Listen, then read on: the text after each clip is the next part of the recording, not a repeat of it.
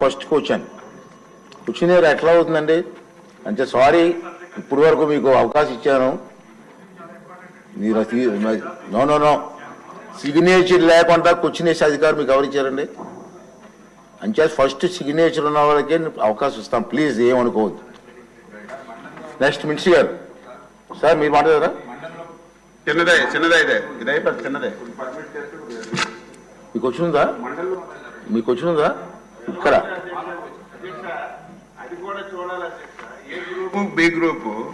ఏ group లో ఉన్న వాళ్ళకి బి గ్రూప్ లో అవి రిపీట్ అవ్వకూడదు ఎందుకు వచ్చిందో అది అచ్చినారి గారు మన అసెంబ్లీలో వచ్చిన క్వశ్చన్ కౌన్సిల్ రాకూడదు ఈవేళ అధ్యక్ష సెకండ్ డే రావాలి ఈవేళ రామానాయుడు గారి గ్రూపు